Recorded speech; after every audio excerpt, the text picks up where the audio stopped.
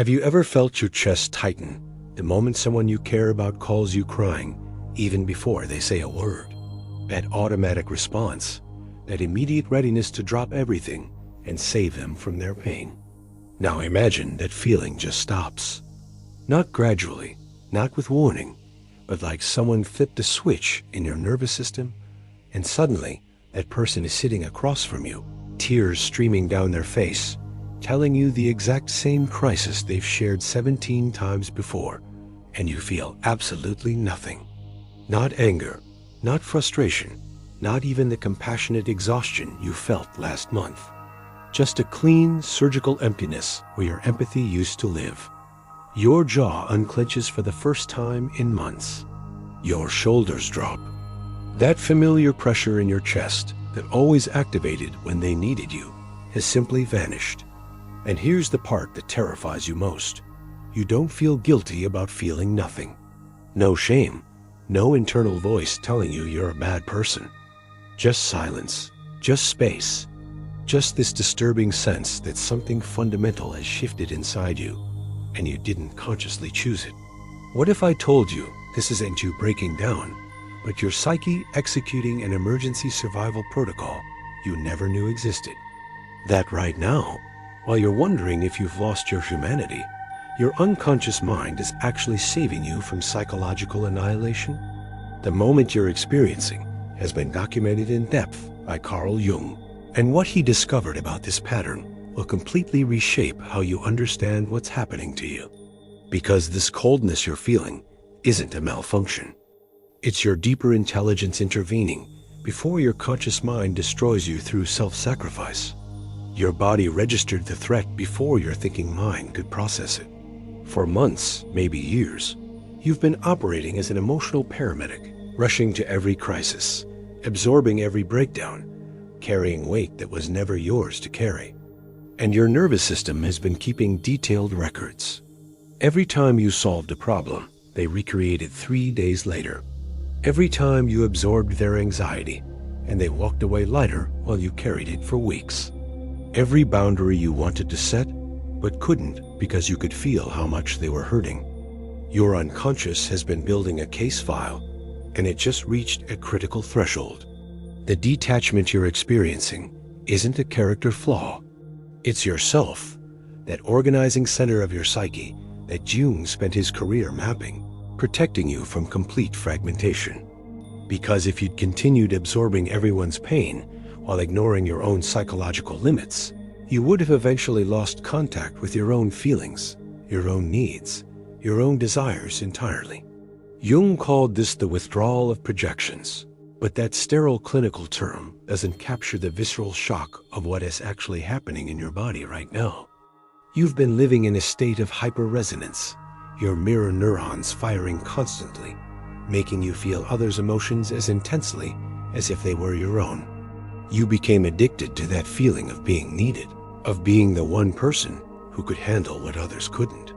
That addiction produced dopamine, oxytocin, a sense of purpose and meaning. Every crisis gave you a hit.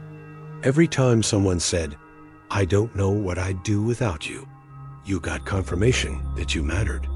But like any addiction, you needed increasing doses. More broken people, bigger problems, more dramatic rescues. And nobody, not your therapist, not your spiritual teachers, not the self-help books about empathy being a gift, warned you about the shadow side. The way empathy without boundaries isn't actually love. It's enmeshment disguised as compassion. Here is what your conscious mind missed while you were busy saving everyone. You weren't actually helping most of them. You were preventing their growth. True psychological help, the kind Jung dedicated his life to facilitating, moves someone toward confronting their own shadow, their own unconscious patterns, their own responsibility for their choices. What you were doing, absorbing their emotional toxins, solving their problems for them, being their perpetual safety net, was enabling their avoidance of that confrontation. You were letting them discharge their psychological waste into you instead of processing it themselves. And yourself, that deeper intelligence, finally said enough. The detachment is your psyche's emergency brake. It shut down the empathy pipeline entirely because you couldn't be trusted to shut it down yourself. Your ego was too invested in the rescuer identity to see the danger. This is what Jung called enantiodromia, when something pushed to an extreme transforms into its opposite. Your empathy, stretched beyond its natural limits, has temporarily flipped into complete detachment. Not because you're becoming a narcissist, not because you're broken, but because you're being forced to rebuild your entire relationship with caring from the ground up. And the people you've been rescuing, they're about to call you cold. They'll say you've changed, that you're not the person they knew, that they can't believe you're abandoning them. But here's the brutal truth. Jung would tell you, their reaction is confirmation that your relationship was never based on genuine connection. It was based on function. They didn't love you. They loved what you did for them. And your withdrawal of that function is exposing the emptiness that was always underneath. This will hurt, but the pain is necessary because you need to discover who actually stays in your life when you're no longer useful to them in that specific way. What makes this moment so disorienting is that your entire life you've been told empathy is a virtue, that caring deeply makes you good, that feeling others' pain is what real connection requires. Every spiritual teaching reinforced this. Every relationship seemed to prove it. And it's partially true, which makes it perfectly dangerous, because nobody warned you that empathy could become a compulsion, a way to avoid your own inner work by staying perpetually focused on everyone else's drama. You've been operating from what Jung called an inflated identification with the healer archetype. Every time someone came to you in crisis, a part of you got activated that felt purposeful, special, necessary. But underneath that activation was a terrifying emptiness you couldn't afford to face. The question you've been avoiding your whole life. Who am I when I'm not needed? What is my value when I'm not solving someone's problem, absorbing someone's pain, being someone's emotional container? The detachment you're experiencing right now is forcing you to confront that question. And it's revealing something about your relationships that you weren't ready to see. How many people in your life only reach out when they need something? How many conversations are just them dumping their problems while never asking about yours? How many connections would dissolve entirely if you stopped being emotionally available on demand? As you notice this, the detachment spreads. It's not that you stop caring about people. It's that you stop caring about maintaining relationships that only exist because you're willing to be bottomless in your giving. Your psyche is pruning, cutting off branches that were draining resources without producing fruit. This feels ruthless because it is ruthless. But Jung understood that ruthlessness toward what is dead is kindness toward what is trying to be born in you. The specific moment when this protocol activates always follows the same pattern. There's an incident, usually not the most traumatic one, where someone asks for your help and you realize mid-conversation that you've heard this exact request before. Not similar, identical.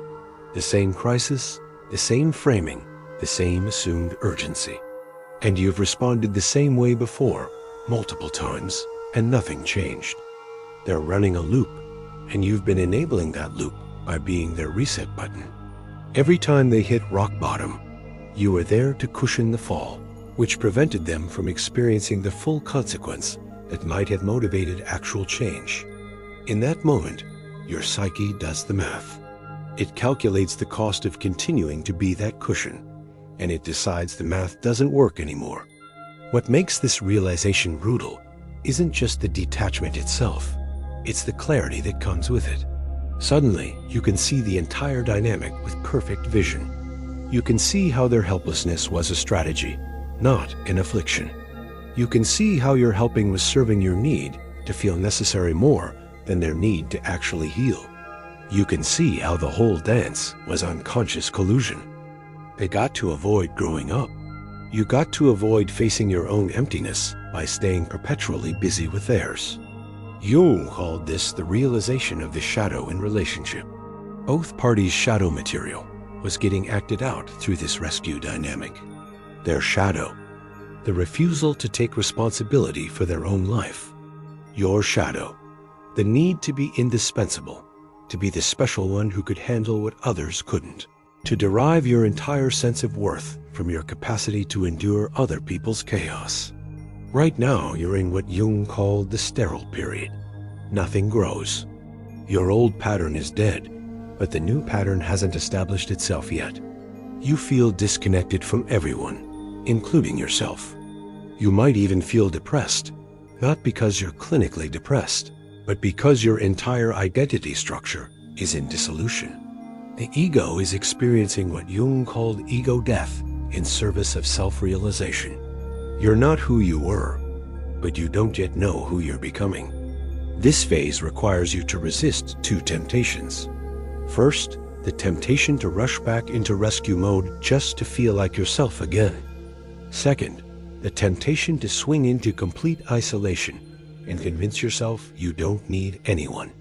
What your psyche is actually doing during this period is profound. It's reassessing every single relational pattern you have, running them through a new filter. Does this relationship support my growth or prevent it? Does this person want me to evolve or want me to stay the same because my sameness serves them? The Detachment Protocol is exposing a belief you didn't know you had, that your value as a person was contingent on your usefulness to others.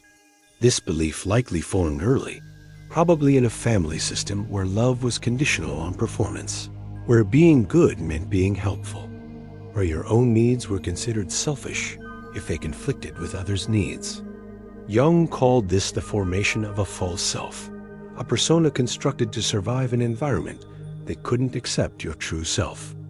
And now, that persona is crumbling.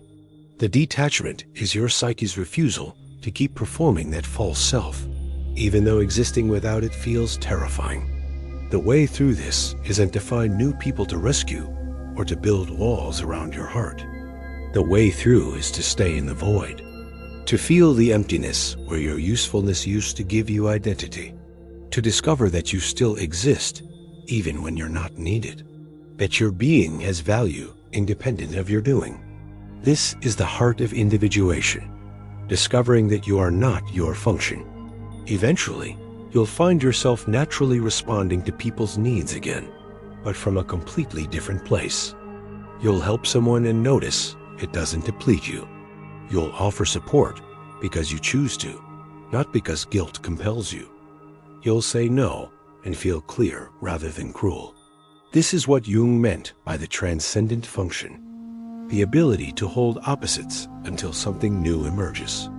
You become someone who can choose caring without losing yourself in it, someone who can witness suffering without assuming responsibility for it, someone who can love people and still let them face the consequences of their choices. But right now, you're in the brutal part, and your unconscious knew you needed something shocking enough to break the pattern. So it gave you this cold shutdown, this forced pause. And now you have to decide what you'll do with it.